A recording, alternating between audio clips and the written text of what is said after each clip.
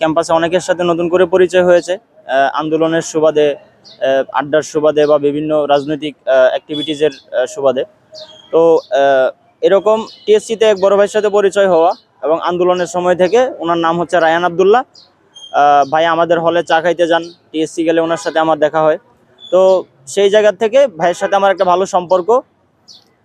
তো এমনি হচ্ছে আলাপের সুবাদে, কথাবার্তার সুবাদে একদিন আমাকে বলছে যে সর্বমিত্র চাকমা, হ্যাঁ, যাকে নিয়ে হচ্ছে মানে যে মূলত এই আমার বিরুদ্ধে যে মিথ্যা অভিযোগটি এনেছে, সর্বমিত্র চাকমা, তার একটি দোকান, মোমোর একটি দোকান উনি দিয়েছিল হাকিম চত্বরে। তো এই দোকানটি হচ্ছে সর্বমিত্র চাকমা জব্দ করে, মানে যেদিন বসায় সেদিনই নাকি জব্দ করে। তো এই দোকানের বিষয়ে আমি আসলেও কিছু জানতাম না, কখন দোকান বসিয়েছে, কাকে দিয়ে বসিয়েছে, মানে উনি নিজে একজন ব্যবসায়ী আর কি। তো আমাকে হচ্ছে 2 দিন উনি বলে যে একটু দেখিস তো কিছু করা যায় কি না, মানে এই বড় ভাই ছোট ভাই জায়গা থেকে। তো তৃতীয় দিন যখন বলে, আমি বললাম আচ্ছা ঠিক আছে, সর্বমিত্র চাকমা তো আমাদেরই ছোট ভাই, আমি ওকে বলে দিব না। হ্যাঁ। তো সেদিন আমি হচ্ছে রাত 9টা 34-এ আমি ওকে কল দেই, সর্বমিত্রকে। আমার কাছে সব ডকুমেন্টস আছে। আমি তাকে কল দিয়ে বলি যে সর্ব, দোকানটা তো আমাদেরই এক বড় ভাইয়ের, আমরা একসাথেই থাকি, এটা ছেড়ে দিও, আর ক্যাম্পাসে হয়তো উনি দোকান করবে না। হ্যাঁ, এটুকুই। তার সাথে খুব সম্ভবত 1 মিনিট সামথিং আমার কথা হয়েছে। এরপরে তার সাথে আমার আর কখনো কথা হয় নাই। তার এই ফুড কার্ট কি ছাড়ছে কিনা সে বিষয়েও আমি জানি না, এর আগেও এই বিষয়ে তার সাথে আমার কথা হয় নাই। ইভেন রায়ান আব্দুল্লাহ ভাইকেও আমি জিজ্ঞেস করি নাই এরপরে যে ভাই দোকানটাকে ছাড়ছে কিনা। তো গেল এটুকু কাহিনী। এরপরে আমি আর কিছুই জানি না। এই কাহিনী হচ্ছে 28 ডিসেম্বর রাতের। তো গতকালকে রাতে আমি হচ্ছে টিএসসি যাওয়ার পথে একটা গাড়িতে, রাস্তার মধ্যে একটা ফুলের দোকানের এখানে আমার বাইক আটকে যায়।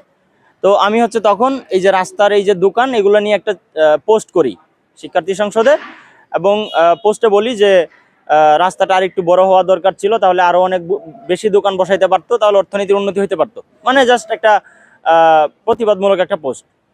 এরপর পরই হচ্ছে সর্বমিত্র চাকমা আমাকে গিয়ে বলে যে আপনি একটা দোকানের ব্যাপারে তদবির করেছিলেন, হ্যাঁ, আপনার বলে দাবি করেছিলেন। তারপরে এইখান থেকেই মূলত ঘটনা শুরু। সে আমাকে চাঁদাবাজ আখ্যা দেওয়ার চেষ্টা করে। তারপরে আমি তাকে ক্লারিফিকেশন চাই যে কিসের ভিত্তিতে সে আমাকে চাঁদাবাজ বলার চেষ্টা করছে। তো এরপরে যে কাহিনী হইলো, যে কিছুক্ষণ পরে দেখি যে ডিইউ ইনসাইডার নামে একটি পেজ আমার বিরুদ্ধে সে সরাসরি আমাকে চাঁদাবাজ আখ্যা দিয়ে পোস্ট করে। তো এই বিষয়ে আমি বলতে চাই যে এখন পর্যন্ত ক্যাম্পাসে কোনো ইস্যুতে, ও এখানে আরেকটি বিষয় হচ্ছে যে মূলত দোকানের যে কারিগর, হ্যাঁ, নবী নামে এক ব্যক্তি, হ্যাঁ, যার সাথে ওরা এই সর্বমিত্রকে আমি যেদিন কল দেই, ওই দিনই আমি কল দিয়েছিলাম তাকে। হ্যাঁ, এরপরেও তার সাথে কথা হয় নাই, আগেও তার সাথে কথা হয় নাই, এবং মানে কারোর সাথে কোনো লেনদেনের ব্যাপারে কথা হয়েছে কি না আমি কিছুই জানি না। তো গতকালকে যখন আমাকে এই অভিযোগ দেয়, তখন আমি ওই যে নবী, তাকে আমি আবার কল দিই, কল দিয়ে তার সাথে আমি কথা বলি যে কারোর সাথে এরকম কোনো চুক্তি হয়েছিল কিনা, এবং আমার সাথেও তার কখনো দেখা হয়েছিল কিনা এর পূর্বে, এবং এই ব্যাপারে মানে অর্থ লেনদেন বা হচ্ছে আরও কোনো চুক্তির ব্যাপারে কোনো কথা হয়েছিল কিনা, সে সরাসরি আমাকে এই বিষয়গুলো খুলে বলেছে, আমি আমার ফেসবুক ওয়ালে দিয়েছি। এই হচ্ছে আমার ক্লারিফিকেশন।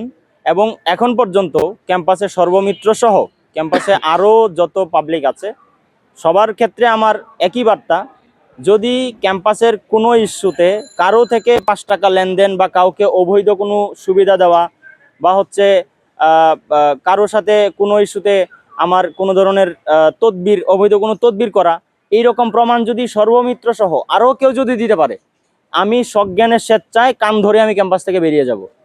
আমি ওপেন চ্যালেঞ্জ দিচ্ছি, সে যদি আমার এই চ্যালেঞ্জ গ্রহণ না করে, এবং সে আমাকে যে চাঁদাবাজ আখ্যা দেওয়ার চেষ্টা করছে, সে যদি তার কোনো এভিডেন্স বা কোনো প্রমাণ যদি না দিতে পারে, তাহলে আমার যে মানহানি হয়েছে, আমি তার বিরুদ্ধে আইনগত যেই পদক্ষেপ আছে সেটি আমি নিব।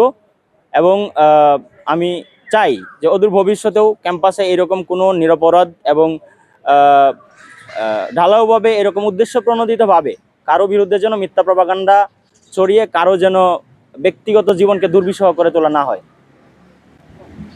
জি। এটি হচ্ছে যে রায়ান আব্দুল্লাহ ভাই হচ্ছে আমার বড় ভাই। এটা আসলে সুপারিশের মতোও না, এই জায়গায় অনেকেই অনেক বিষয়ে অনেককে ফোন দেয়। তো সেই জায়গা থেকে আমি ভাইকে ফোন দিলাম, সর্বকে কল দিলাম না, সে সর্ব আমাদের ছোট ভাই, এই জায়গা থেকে আমি তাকে জাস্ট বলেছিলাম যে দোকানটা ছেড়ে দিবে না, এই আর কি। এখন দোকান আসলে কাকে দিয়ে চালায় এখানে কিছুই জানি না।